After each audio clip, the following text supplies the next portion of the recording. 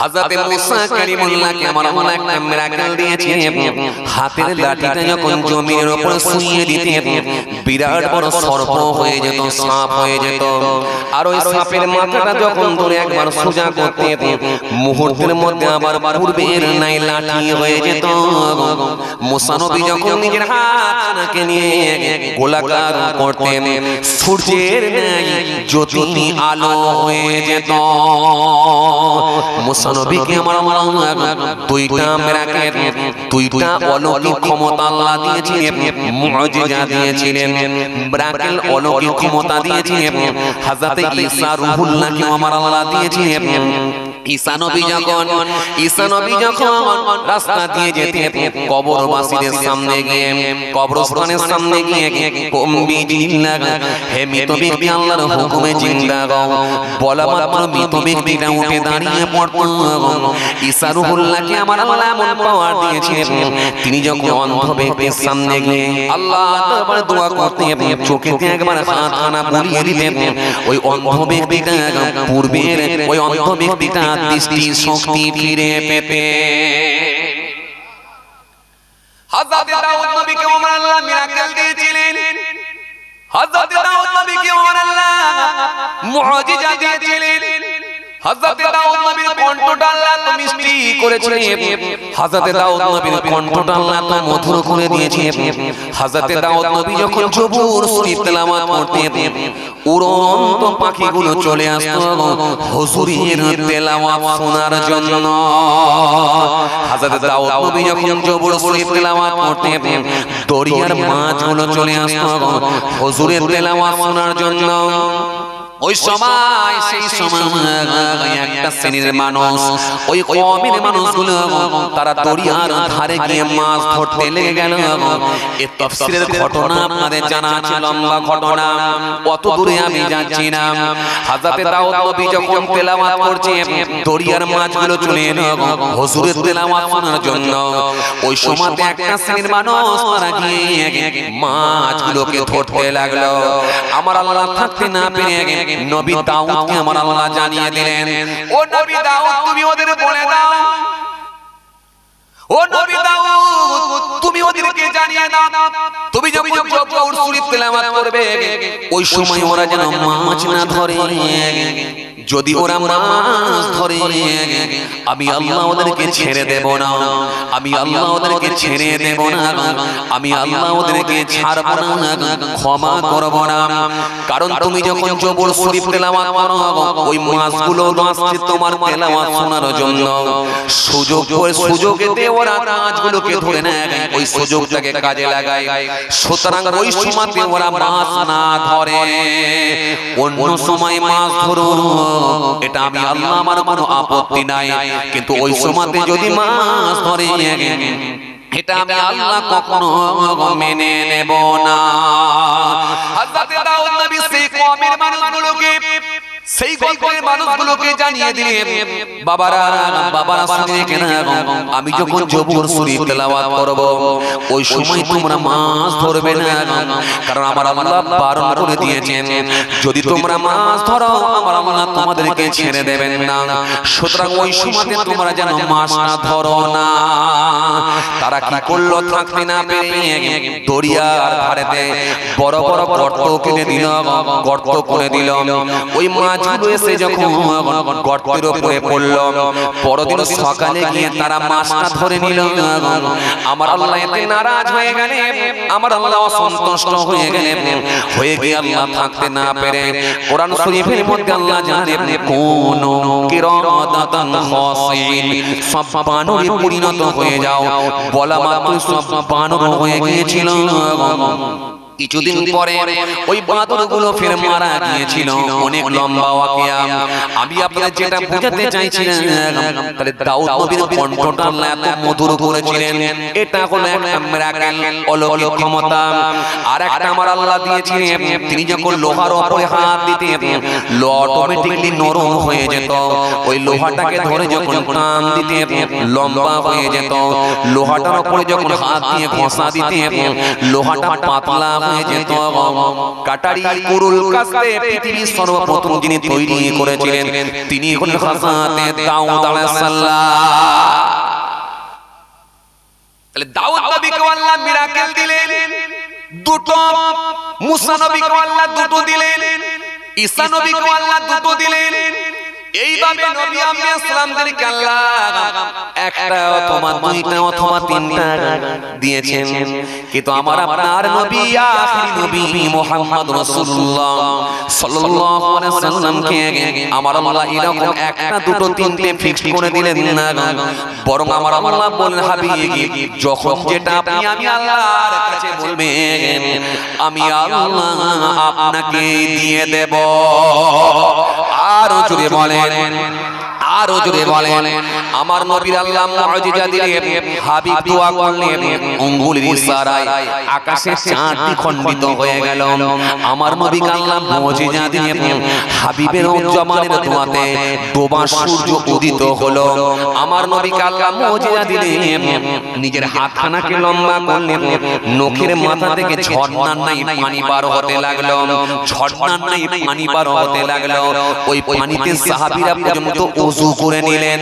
আমার নবীকে আল্লাহ মুজিজা দিলেন, আমার নবী একবার ইস্তিনজা করবেন, টয়লেট করবেন, খোলা ফাঁকা জায়গা, বৃক্ষের দিকে ইশারা করে আঙ্গুল ইশারা করে বললেন, হে বৃক্ষের দল, হে গাছের দল, তোমরা আমাকে একটু ঘিরে ধরো, একটু পর্দা করো, আড়াল করো, কারণ আমি রাসূলুল্লাহ একটু ইস্তিনজা করব। যখন আঙ্গুলের ইশারা দিয়ে বৃক্ষের দিকে তাকালেন, বললেন, হে বৃক্ষের দল আমাকে একটু ঘিরে ধরো।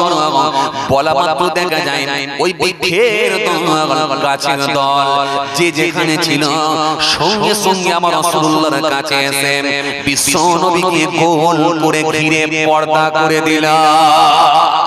আরো জোরে বলেন, আল্লাহ নবী টয়লেট সেরে ইস্তিনজা সেরে বৃক্ষের দলকে বললেন, হে বৃক্ষের দল তোমরা যে যেখানে ছিলে সেখানে চলে যাও।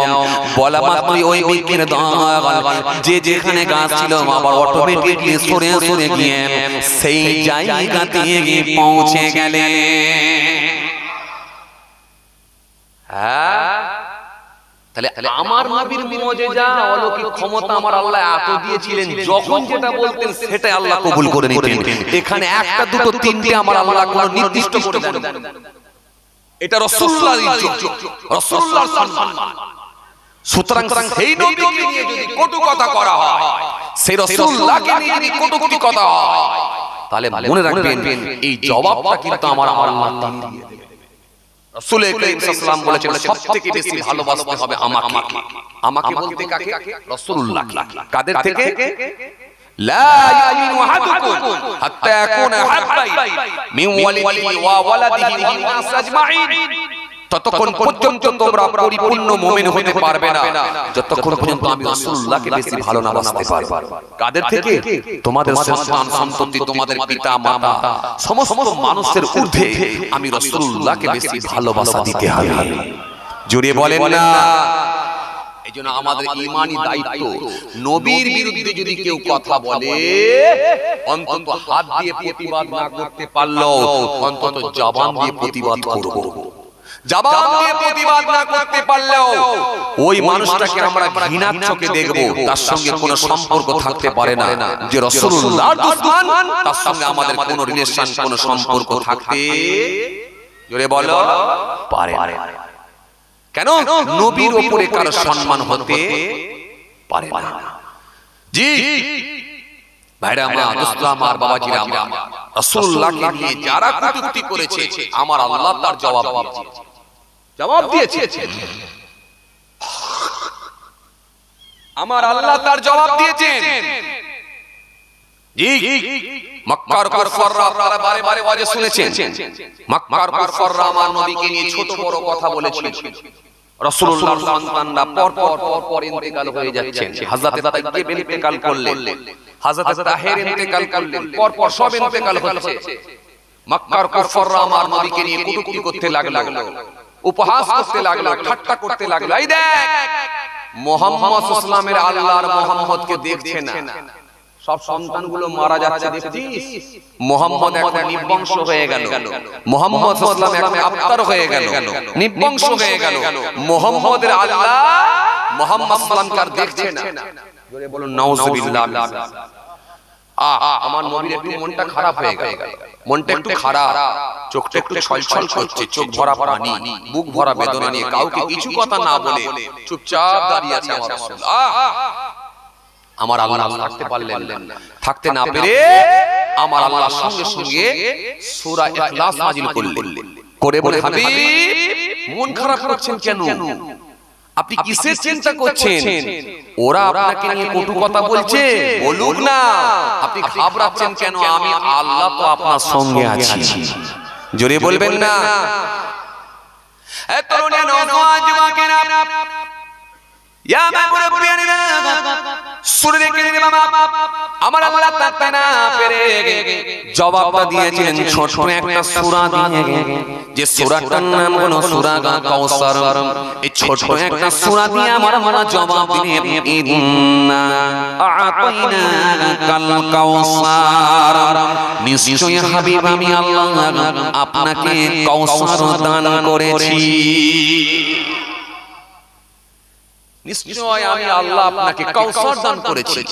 হাবিব কি বলছে, ওরা কি বলে, ওদের কথায় কোনো কান দেবেন না, ওরা কি বলবে, আমি আল্লাহ আপনাকে কাউসার দান করেছি। ছোট ছোট একটা সূরা আল্লাহ নাযিল করলেন, সূরা কাউসার, করে বলে হাবিব নিশ্চয় আমি আল্লাহ আপনাকে কাউসার দান করেছি। হাবিব দোস্ত, আয় আমার বন্ধু, নিশ্চয় আমি আল্লাহ আপনাকে কাউসার দান করেছি। কে বলছেন? আয় আমার দোস্ত, আমার বন্ধু, ও আমার বন্ধু, ও আমার হাবিব, নিশ্চয় আমি আল্লাহ আপনাকে কাউসার দান করেছি। ইন্না আ'তাইনাকাল কাউসার, নিশ্চয় আমি আল্লাহ আপনাকে কাউসার দান করেছি। এই কাউসারটা এত বিশাল হবে, হাদিস পাকের মধ্যে এসেছে, হযরত আব্দুল্লাহ ইবনে আমর থেকে বর্ণিত একটা হাদিস এসেছে, যে হাদিসের মধ্যে বিশ্বনবী বলেছেন কাউসারের দূরত্ব হবে 1 মাসের পথ। কাউসারের দূরত্ব হবে, জোরে বলেন, 1 মাসের পথ। কাউসারের দূরত্ব হবে 1 মাসের পথ। তাহলে 1 মাসের পথ যদি কাউসারের দূরত্ব হয়, তাহলে সেই কাউসারটা কি ছোট না বড়? জোরে বলেন। عن عبد الله بن عمر رضي الله تعالى عنه قال النبي صلى الله عليه وسلم قال رسول قال النبي صلى الله عليه وسلم حوض مسيرة السهر معه أبيض من اللبن وريح أطيب من المسك وكذانه كنوز من المساء من السماء من يشرب منها فلا يظلم أبدا। রাসূল সাল্লাল্লাহু আলাইহি ওয়াসাল্লাম বলছেন যে কাউসারের দূরত্ব হবে 1 মাস, 1 মাসের পর। এত বিশাল দূরত্ব হবে কাউসার, যেটা কভার করতে সময় লাগবে 1 মাস। 1 মাস এই কাউসার হবে 1 মাসের দূরত্ব। শুধু তাই নয়, আমার রাসূল সুন্দর করে বললেন এই কাউসার আমার বানাবে, কাউসারটা হবে 1 মাসের দূরত্ব। এই কাউসারের পানিটা হবে দুধের থেকে বেশি সাদা। যে কাউসারের পানিটা হবে দুধের থেকে বেশি সাদা, আর কাউসারের ঘ্রাণ হবে, খুশবু হবে মিসকে আম্বারের চেয়েও বেশি খুশবুদার, মিসকে আম্বারের চেয়েও বেশি সুগন্ধযুক্ত হবে কাউসারের ঘ্রাণ, খুশবু।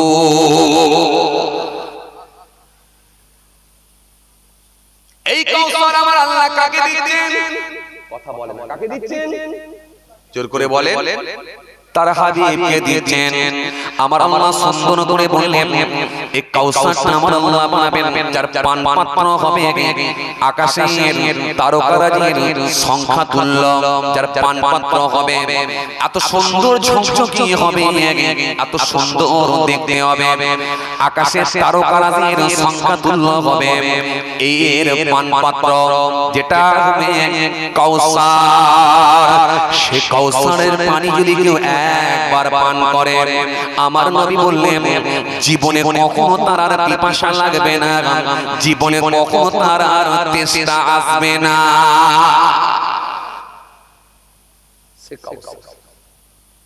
সে কাউসারটা তার হাবিবকে আমার আল্লাহ দিচ্ছেন। ইন্না আতাইনাকাল কাউসার, নিশ্চয় আমি আল্লাহ আপনাকে কাউসার দান করেছি। জি এই তরুণ নওজোয়ান যুবকেরা, ইয়া মুরব্বির সুরেকের ইমাম সূরা হুজরাতের 15 নম্বর আয়াতে আমার আল্লাহ সুন্দর করে বললেন মুত্তাকিদের জন্য চারটি নহর থাকবে। জোর করে বলেন চারটি। মুত্তাকিদের জন্য, জান্নাতি ব্যক্তিদের জন্য আমি আল্লাহ চারটি নহর রেখে দিয়েছি। মুত্তাকিদের জন্য যে জান্নাত রেখে দিয়েছি তারই দৃষ্টান্ত হলো, এক নাম্বার হলো স্বচ্ছ পানির নাহার, দ্বিতীয় নাম্বার হলো দুধের ঝর্ণা যার স্বাদ কখনো পরিবর্তন হবে না, দ্বিতীয় নাম্বার, তিন নম্বর হলো, তৃতীয় নম্বর হলো এই পানহারকারীদের জন্য আমি আল্লাহ রেখে দিয়েছি সারাবের নাহার, চার নাম্বার হলো ওই পানহারকারীদের জন্য আমি আল্লাহ রেখেছি মধুর নাহার। মধুর নাহার আমার আল্লাহ বলছেন এরপরে আমি আল্লাহ তাদেরকে দেব ফল মূল নানা রকমের খাবার, আর আমার দরবার থেকে, তাদের প্রভুর দরবার থেকে তাদের জন্য রয়েছে ক্ষমা। জোরে বলবেন না, আরো জোরে বলবেন না। তাহলে মুত্তাকিদের জন্য আমার আল্লাহ, মুত্তাকিদের জন্য আমার আল্লাহ কি রেখেছে? চারটি নাহার। এক নাম্বার হলো স্বচ্ছ পানির নাহার, সূরা হুজরাতের 15 নম্বর আয়াতের মধ্যে বলে দিয়েছে। দ্বিতীয় নাম্বার তাদের জন্য রয়েছে দুধের ঝর্ণা, যে ঝর্ণা, যে দুধের ঝর্ণা এমন হবে যার স্বাদ কখনো পরিবর্তন হবে না, কখনো পরিবর্তন হবে না। এটা মুত্তাকিদের জন্য আল্লাহ বলেছেন দেব। এরপরে কি? সারাবেন নাহার। এরপরে কি? মধুর নাহার। আল্লাহ বলেছেন এগুলো রেখে দিয়েছি। তার মধ্যে একটা কি? একটা হলো হাউজে কাউসার, যে কাউসারের পানি, এই কাউসারের পানি জান্নাতের একটা নাহার, যে নাহারটা এত বিশাল আল্লাহ বানাবে যেটা দূরত্ব হবে 100 পথ। রাসূল করিম সাল্লাল্লাহু আলাইহি ওয়াসাল্লাম অপর হাদিসের মধ্যে বলেছেন ওই হাউজে কাউসারের পাশেই আমি থাকব। হাউজে কাউসারের পাশেই আমি রাসূলুল্লাহ থাকব। হযরতে আবু বকর বিনতে আসমা থেকে বর্ণিত একটা হাদিস এসেছে, যে হাদিসের মধ্যে রাসূল করিম সাল্লাল্লাহু আলাইহি ওয়াসাল্লাম বলেন হাউজে কাউসারের পাশেই আমি থাকব, আর তোমরা যখন ওই হাউজে কাউসারের পাশে যাবে সেখানে গেলে আমি রাসূলুল্লাহকে দেখতে পাবে। জোরে বলবেন না। নবীর শান আল্লাহ কত বাড়িয়েছেন আমি এটা বোঝাতে চাইছি আপনাদেরকে। যারা বলে দুর্গন্ধ বেরোয় আমি তাদেরকে বোঝাতে চাই রাসূলুল্লাহকে একবার চেনো, নবীকে একবার চেনো। সে হাউজে কাউসারের পাশেই আমি থাকব, যে কাউসারটা আমার আল্লাহ তার বন্ধু দয়াময় বিশ্ব নবী প্রফেট মুহাম্মদ মুস্তাফা সাল্লাল্লাহু আলাইহি সাল্লামের হাতেতে আমার আল্লাহ হাউজে কাউসারকে তুলে দেবে, যার পানি একবার খেয়ে নিলে জীবনে কখনো তেষ্টা পিপাসা আপনার আর আসবে না। কি বুঝলেন? বোঝা গেল কিছু? এটার নাম হাউজে কাউসার। এই জন্য আমার আল্লাহ সুন্দর করে বললেন ও আমার দোস্ত, ও আমার বন্ধু হাবিব, মন খারাপ আপনি করবেন না। ওরা আপনাকে নির্বংশ বলেছে, ওরা আপনাকে আপনারও বলেছে, আপনি চিন্তিত হবেন না। জবাব আমি আল্লাহ দিচ্ছি, ইন্না আ'তাইনাকাল কাউসার, নিশ্চয় আমি আল্লাহ আপনাকে কাউসার দান করেছি। এরপরে আমার আল্লাহ বলেন, ফাসাল্লি লিরাব্বিকা ওয়ানহার, অতঃপর আপনি সালাত আদায় করুন এবং আপনি কুরবানি করুন। অতঃপর আপনি সালাত আদায় করুন আর কি করবেন? কুরবানি করুন। কে বলছেন? জোরে বলেন, কে বলছেন? আল্লাহ রাব্বুল আলামিন বলছেন আপনি কুরবানি করুন। কাকে বলছেন? তার দোস্ত হাবিবকে বলছেন, হাবিব আপনি কুরবানি করুন, সালাত আদায় করুন আর কি করবেন? কুরবানি করুন। আপনারা কুরবানি করেন তো নাকি? কুরবানি করেন তো নাকি? প্রত্যেকদিন করেন নাকি? বোঝা মুশকিল, কথা ঠিক যে কসাই ভাইরা তো রোজ চালিয়ে দিচ্ছে, তাই না? কি বলে? রোজ চালিয়ে দিচ্ছে, আর আপনি বছরে একবার চালাচ্ছেন। কি বলে? এই বছরে যে একবার চালাচ্ছেন, ওই খাওয়াটাও আসলে কতটা শুদ্ধ হচ্ছে আর কতটা ভুল হচ্ছে বা বেঠিক হচ্ছে সেটা বলা মুশকিল। কতটা ঠিক আর কতটা বেঠিক বছরে একবার কুরবানি করছে। বলবে সে কি হুজুর, আমি তো দাঁড়িয়ে থাকা অবস্থায় কুরবানি হয়।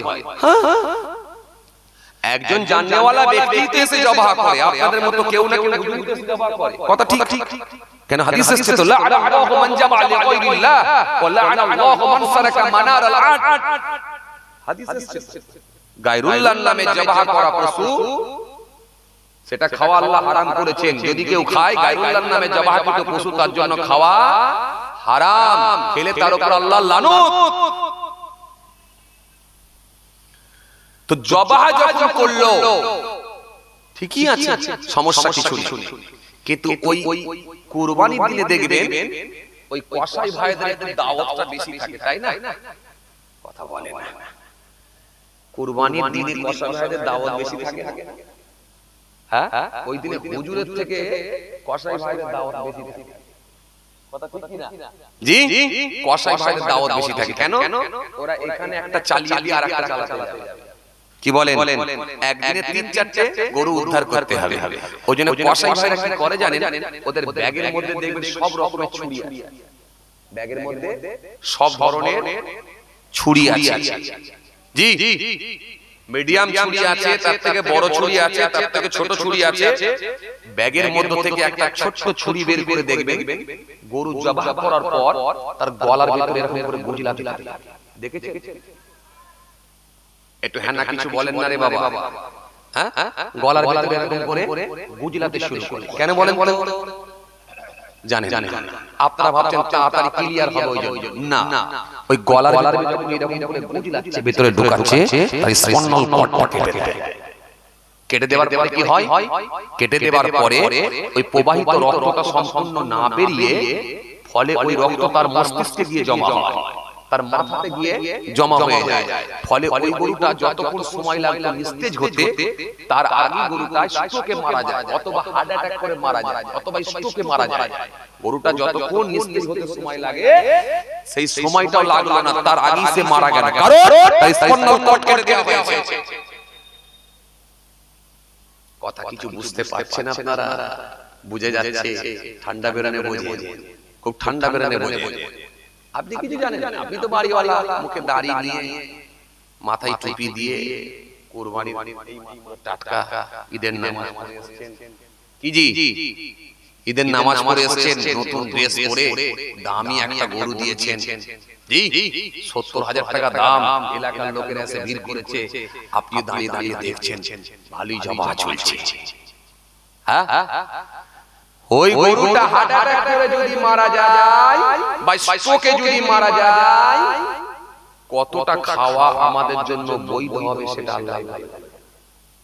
কারণ যতক্ষণ ওই গরুটা নিস্তেজ হতে সময় লাগতো সেটা দিলেন না, তার আগেই গরুটাকে মেরে দিলেন। হতে পারে এটা খাওয়া আপনার জন্য মাকরুহ হতে পারে, হতে পারে হারাম হতে পারে, সুতরাং স্পন্ডল কর্ড কেটে দিয়ে ওই গরুটা হার্ট অ্যাটাক করে বা গরুটা স্ট্রোকে মারা যায়, আপনি কিছু বুঝতে পারেন না। এটা নাম্বার 1 ভুল।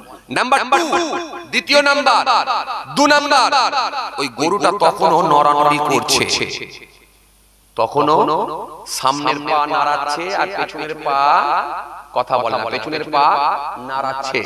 দড়িগুলোকে খুলে দিয়ে কসাই ভাইদের দ্বিতীয় কাজ হলো ঠ্যাংটাকে ধরে লম্বা করে আর ঠ্যাংয়ের উপরে দেখবেন দাগ দিতে শুরু করে, ছোট ছুরি নিয়ে দাগ মারতে শুরু করে, মানে কাজটা একটু আগিয়ে রাখছে। এখানে কসাই ভাই কেউ আছে নাকি? থাকলে আবার গরম না হয়, কি বলে? খুব বিপদ, খুব বিপদ।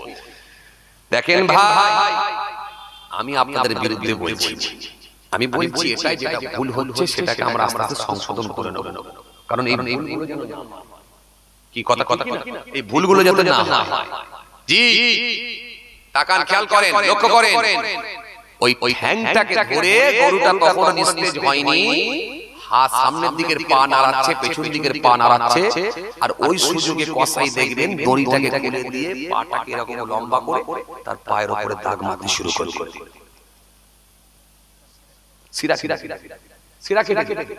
এটা একটা কাবিরা গুনাহ হতে পারে। কত বড় ভুল বুঝতে পারছেন? বুঝে আসছে কত বড় ভুল হতে পারে? এটা একটা কাবিরা গুনাহ হতে পারে। এটা যেন মারাত্মক আমাদের লক্ষ্য রাখতে হবে। আপনি বাড়িওয়ালা সাহেব যখন দাঁড়িয়ে থেকে কুরবানি করাবেন, গরুর গলায় ছুরি ঘুষতে দেবেন না, তার শিরা কাটতে দেবেন না, ঠ্যাংয়ের উপরে আপনি দাগ মারতে দেবেন না। আপনি কসাইকে বলবেন, দাঁড়াও, আমার গরুটা আগে নিস্তেজ হয়ে যাক, ক্লিয়ার হয়ে যাক, তারপরে তুমি যা করার করবে। বোঝা গেল? এজন্য জবাব করতে হলে নাম্বার 1 প্রথম কাজ হচ্ছে কি জানেন? পর্যাপ্ত পরিমাণে ধার করতে হবে ছুরিটাকে। এই ছুরিটাকে পর্যাপ্ত পরিমাণে ধার করতে হবে। 4টে শিরা কাটতে হয়, খাদ্যনালী, শ্বাসনালী, দুটো রক্তনালী, কমপক্ষে 3টে কাটতে হবে। পাশাপাশি আল্লাহর নাম নিতে হবে। এখানে যদি কেউ নবী মুহাম্মদ মুস্তাফা সাল্লাল্লাহু আলাইহি সাল্লামের নামে যদি কুরবানি করে, তাও ওটা খাওয়া তার জন্য হারাম হবে। পৃথিবীর কোন মানুষের নামে কুরবানি করতে পারবেন না। পৃথিবীর কোন হুজুরের নামে, পৃথিবীর কোন পীরের নামে, পৃথিবীর কোন ওলির নামে, পৃথিবীর কোন এমনকি নবী আম্বিয়া সালামদের নামে তো কুরবানি করতে পারবেন না। এটা আপনার জন্য খাওয়া হারাম হবে। একমাত্র কার নামে কুরবানি করতে হবে? জোরে বলে আল্লাহ। এই আল্লাহর জায়গায় অন্য কাউকে লাগানো যাবে না, এমনকি নবীকেও লাগানো যাবে না। যার জায়গা আলাদা ব্যাপার আছে। অত সহজ হতে পারে যেটা শিরক যদি হয়ে যায়, হতে পারে যদি এটা কাবিরা গুনাহ হয়, শিরক যদি হয়ে যায়, এটা ঈমান আকীদার ক্ষতি হবে। আপনি জানেন না শিরক সম্পর্কে কত আয়াত আল্লাহ দিয়েছে? ইন্নাল্লাহা লা ইয়াগফিরু আন ইউশরাকা বিহি ওয়া ইয়াগফিরু মা দুনা যালিকা লিমান ইয়াশা ওয়া মান ইউশরিক বিল্লাহি ফাকাদ ইফতারা ইসমান আযীম। ইন্নাল্লাহা লা ইয়াগফিরু আন ইউশরাকা বিহি ওয়া ইয়াগফিরু মা দুনা যালিকা লিমান ইয়াশা ওয়া মান ইউশরিক বিল্লাহি ফাকাদ দাল্লা দালালান বাঈদ। ইন্নাহু মান ইউশরিক বিল্লাহি ফাকাদ হারামা আল্লাহু আলাইহিল জান্নাহ ওয়া মাওয়াহু নার ওয়া মা লিয-যালিমিনা মিন আনসার। হাদিস পাকের মধ্যে রাসূল সাল্লাল্লাহু আলাইহি ওয়াসাল্লাম বললেন, মান মাতা লা ইউশরিক বিল্লাহি শাইআন দাখালাল জান্নাহ। ওয়া আন জাবির ক্বালা ক্বালা রাসূলুল্লাহ সাল্লাল্লাহু আলাইহি ওয়াসাল্লাম, মান মাতা ইউশরিক বিল্লাহি শাইআন দাখালান নার। অনেক হাদিস এসেছে, অনেক কোরআন শরীফের আয়াত এসেছে। শিরকের গুনাহ আল্লাহ maaf করবেন না যদি বিনা তওবায় মারা যায়। চলুন আমি ওদিক নিয়ে আলোচনা করতে চাইছি না, আমি এটা যেটা বুঝাতে চাইছিলাম, তাহলে জবাহর ক্ষেত্রে নাম কার হবে? জোরে বলেন আল্লাহ। কিন্তু আপনাদের এখানে বেড়াচাপার মোড় থেকে সামনের মোড়টার নাম কি? বেড়াচাপা, স্বরূপনগর। এই স্বরূপনগরে অনেক সময় লক্ষ্য করে দেখবেন এমন মুরগি দোকানদার আছে, দেখবেন যে হাফ প্যান্ট পরে মুরগি জবাই করছে। এরকম আছে?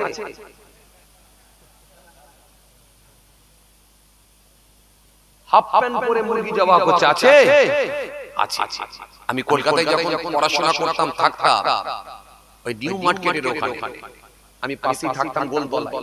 এদিকে দেখবেন আলিয়া ইউনিভার্সিটি আর ওদিকে মাওলানা আজাদ কলেজ, দুদিকে দুটো হোস্টেল আছে, একটা হলো বেকার হোস্টেল আর একটা হলো ইলিয়াড হোস্টেল।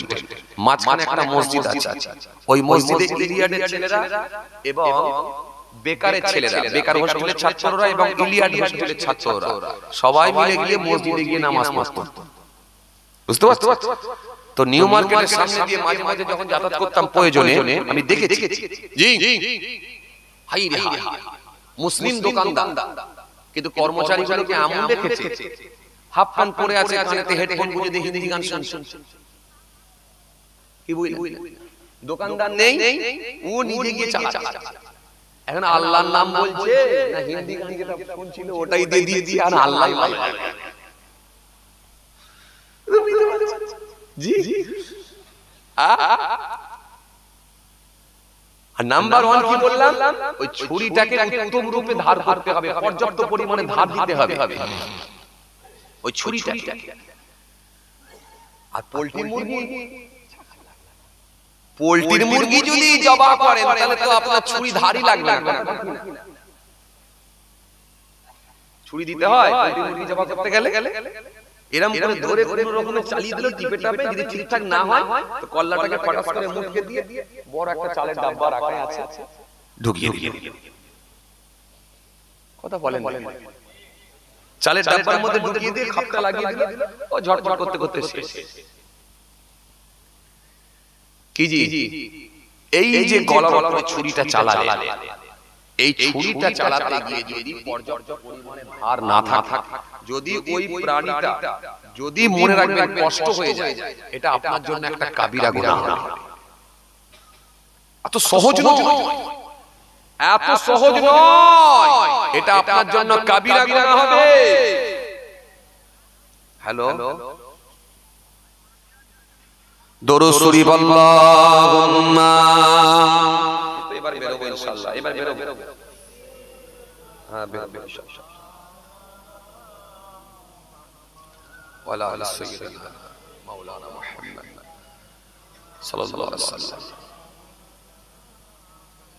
ভাইরা আমার বন্ধুরা আমার সাথী মুহাম্মদের ভাইরা আমার আপনারা শুনলেন যে কথা বোঝাতে চাইছিলাম তাহলে এই জোর করে চেপে যদি কাটা হয় প্রাণীকে যদি কষ্ট দেওয়া হয় এটা আপনার জন্য কাবিরা গুনাহ নাম্বার 1 মাস্ট প্রথমে আপনাকে ছুরিটা ধার আছে নাকি দেখে নিতে হবে পর্যাপ্ত পরিমাণে ধার দিতে হবে পরিপূর্ণ ধার আছে নাকি আপনাকে প্রথমে দেখতে হবে নাম্বার 1 ওই প্রাণীকে একটু পানি দেখাতে হয়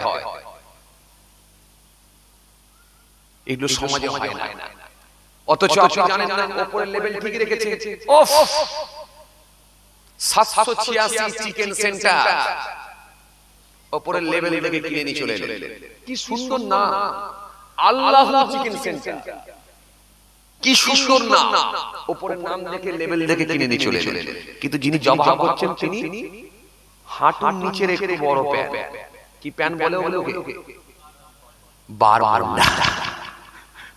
ঘন্টা পরে চালাচ্ছে কানে হেডফোন গুঁজা আছে চুলের কায়দা দেখলে মাথা খারাপ সামনে যে চুলগুলো ঝুলছে ও চুলেতে 3 রকমের কালার ভারতের স্বাধীনতার পতাকার কালার বুঝতে পারছেন না জি 3 রকম কালার ওই কালার পাবেন আপনি গ্রিন কালার পাবেন হোয়াইট কালার পাবেন রেড কালার পাবেন একই চুলের উপরে 3 রকম কালার সে আপনার মুরগি জবাই করে দিচ্ছে আপনি খাচ্ছেন নামাজি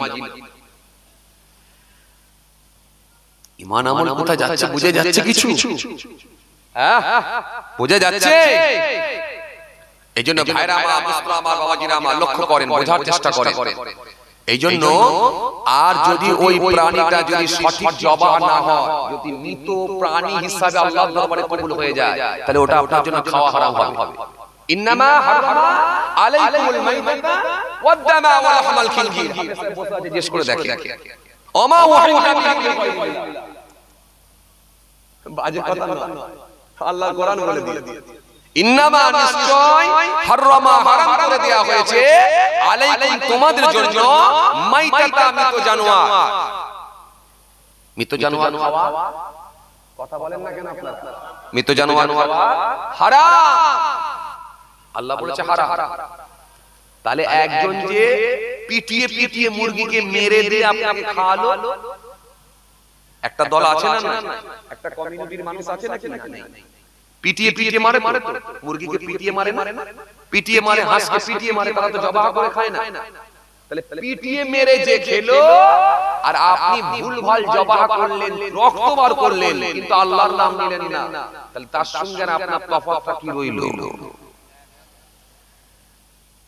এই জন্য ভাইরা আমার, দোস্তরা আমার, বাবাজিরা আমার, ভালো করে শুনে রাখেন জি, জবাহ করার জন্য শর্ত যেগুলো আছে জানতে হবে, পাশাপাশি যোগ্য লোককে দিয়ে জবাহ করা, যোগ্য লোককে দিয়ে জবাহ করা। দরকার হলে ওই দোকানে মুরগি কেনেন, আপত্তি নেই, আপনি নিজে হাতে জবাহ করেন,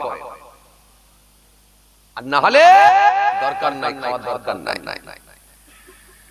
এগুলো মাথায় রাখতে হবে। পয়সা দিয়ে কিনে নিয়ে এসে হারাম খাচ্ছি আমরা। এজন্য কোরআন ডাইরেক্ট ঘোষণা দিচ্ছে, ইন্নামা, নিশ্চয়, হারামা, হারাম করে দেয়া হয়েছে, আলাইকুম, তোমাদের জন্য, মাইতাতা, মৃত জানোয়ার, মৃত প্রাণী খাওয়া। তবে একটা অপশন আছে, রাসূল করিম সাল্লাল্লাহু আলাইহি ওয়াসাল্লাম বলেন দুই ধরনের মৃত প্রাণী খাওয়া হালাল। কয় ধরনের? কথা বলে না, কয় ধরনের? দুই ধরনের। আপনারা কি মৃত প্রাণী খান? মৃত জীব খান? খান না? আচ্ছা, মাছও খান না?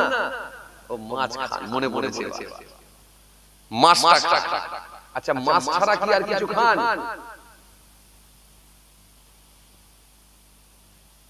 মৃত প্রাণী খান?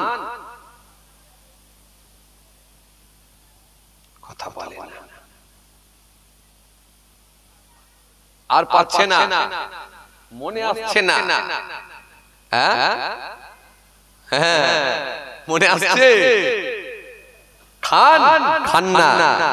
আর এক ধরনের মৃত প্রাণী খাওয়া হালাল আছে, হাদিস পাকের মধ্যে এসেছে, মিসকাতুল মাসাবি, মিসকাত শরীফের মধ্যে এসেছে, রাসূল করিম সাল্লাল্লাহু আলাইহি ওয়াসাল্লাম বলেছেন আর এক ধরনের মৃত প্রাণী খাওয়া হালাল, সেটা হলো টিডি, এক ধরনের ফড়িং, যেটাকে আমরা পঙ্গপালও বলতে পারি। পঙ্গপাল নাম শুনেছেন আপনারা? শুনেছিলেন না? বেশ কিছুদিন আগে, কয়েক বছর আগে খুব পঙ্গপাল বেরিয়েছিল।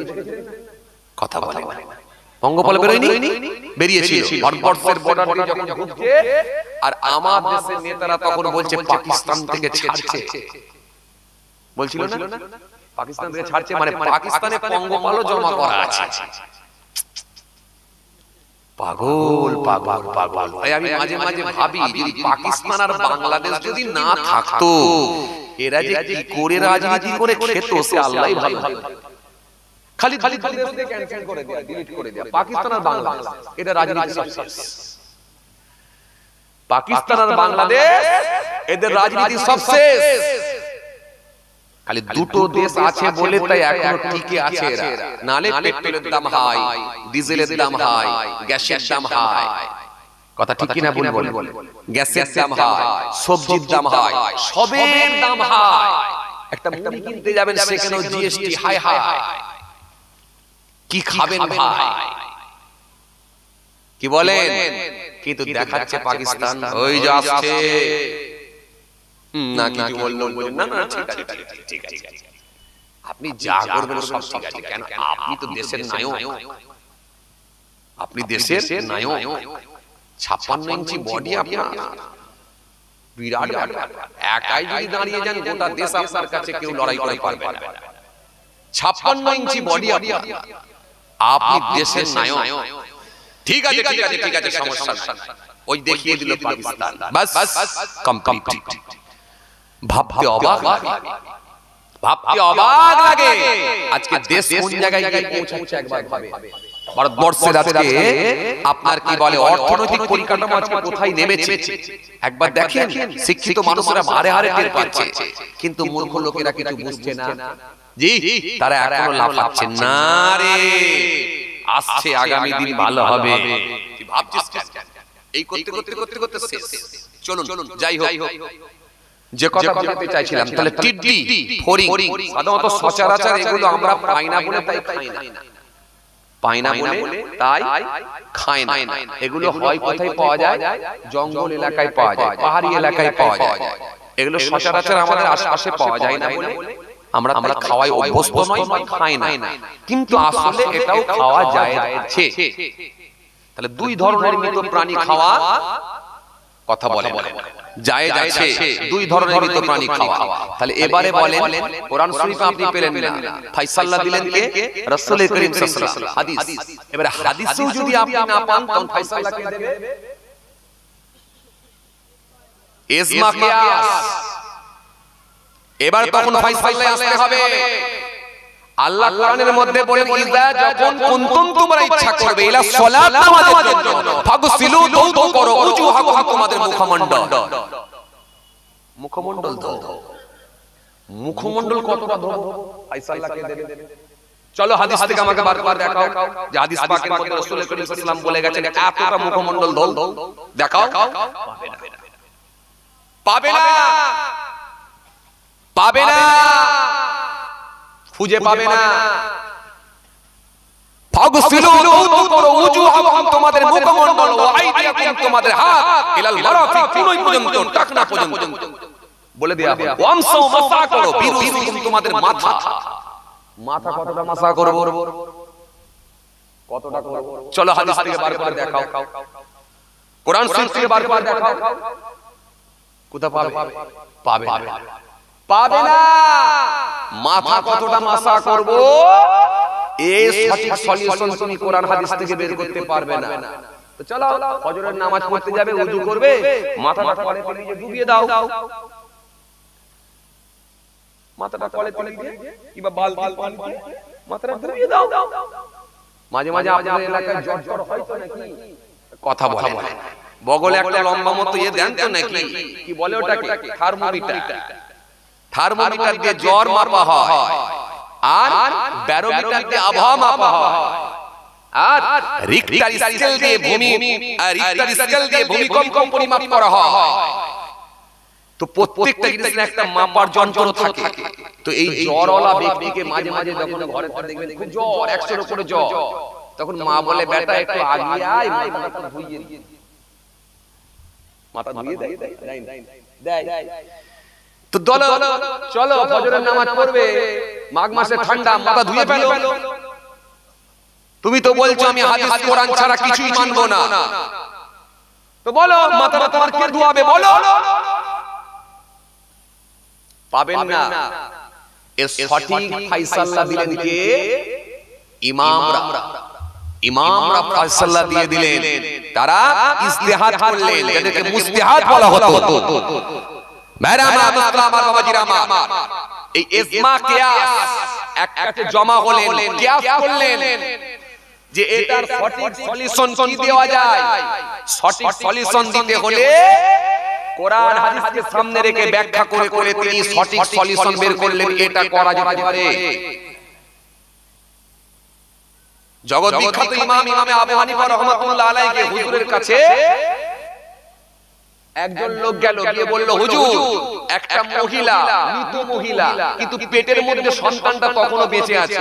মেয়েটি ছিল গর্ভবতী ওর পেটের মধ্যে সন্তানটা তখনো বেঁচে আছে আমরা জানতে পাচ্ছি। হুজুর বলুন ওই মেয়েটার পেটটা কেটে সন্তানটা বের করব নাকি না ওই মেয়েটার সঙ্গী তার বাচ্চাটাকে নিয়ে গিয়ে কবরস্থানে দাফন করব।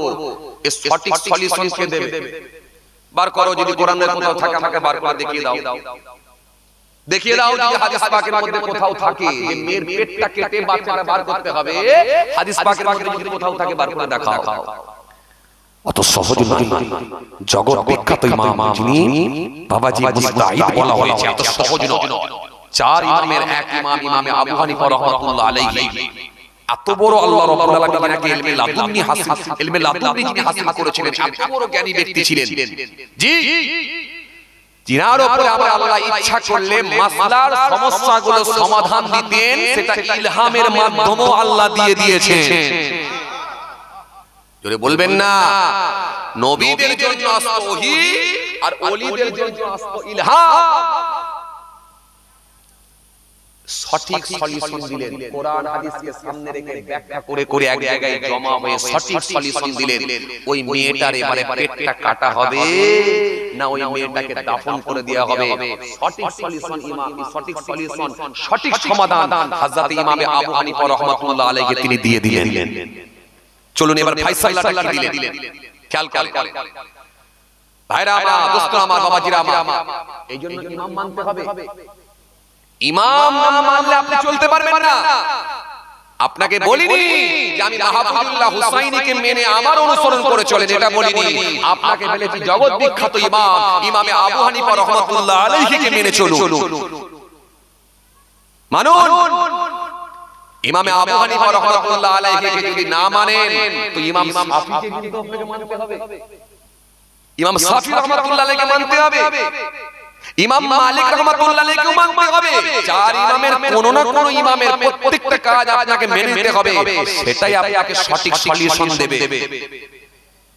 আর যদি বলেন না নিজে সারিয়ে ফেলবো কোরআন হাদিস পড়ে, তাহলে আপনি বুঝতে পারবেন না, দোঁকে চলে যাবেন, দোঁকে চলে যাবেন, গাড্ডায় চলে যাবেন, বুঝতে পারবেন না। একটা বড় ডক্টরের প্রেসক্রিপশন আপনাকে নিতে হবে, কথা বলেন না কেন আপনারা? একটা বড় ডক্টরের প্রেসক্রিপশন নিতে হবে। পেটে যন্ত্রণা হচ্ছে, কি থেকে হচ্ছে, ওই বড় ডক্টর প্রেসক্রিপশন করবে। এটা গ্যাস্ট্রিক আলসারও হতে পারে, লিভারের কোনো সমস্যা হতে পারে, কিংবা আপনার গলব্লাডারে স্টোন হতে পারে, পাথর হতে পারে। বড় ডক্টর প্রেসক্রিপশন করবে, করে ছোট একটা রিপোর্ট লিখবে, যাও তুমি একটা আল্ট্রাসোনা কপি করে নিয়ে এসো, যাও পেটের একটা ছবি করে নিয়ে এসো। ওই পেটের ছবি করে নিয়ে যাওয়ার পর ওই বড় ডক্টরটা দেখলো, দেখে বলল তোমার কিডনিতে স্টোন হয়েছে, পাথর হয়েছে, চলো এই ওষুধগুলো খাও, যদি কমে ভালো, না হলে অপারেশন করতে হবে। এটা আপনাকে বড় ডাক্তার বলবে। আর যদি বলে নিজের পেটে যন্ত্রণা নিজে সারাবো, আমার নিজেরই একটা ফার্মেসির দোকান আছে, ওষুধের দোকান আছে, ওষুধের দোকান থেকে একটা করে ওষুধ বার করবো আর খাবো, তাহলে আপনাকে বেশি দিন থাকতে হবে না, কবরস্থানের রাস্তা দেখতে হবে। কথা বলে না, বলছি নাকি? কথা বলেন, কবরস্থানের রাস্তা দেখতে হবে কেন? নিজের ফার্মেসি আছে বলে আপনি নিজে ওষুধ বার করে খাবেন, এটা কখনো হয় না। হাতে আল্লাহর কোরআন শরীফ তাকের উপরে লাগানো আছে বলে, আর আপনার ঘরে একটা বুখারী শরীফ রেখে দিয়েছেন বলে, পারা নাম্বার পৃষ্ঠা নম্বর জানেন বলে, আপনি যদি মনে করে সব রোগের সলিউশন আপনি দিয়ে দেবেন, এটা কখনো হয় না।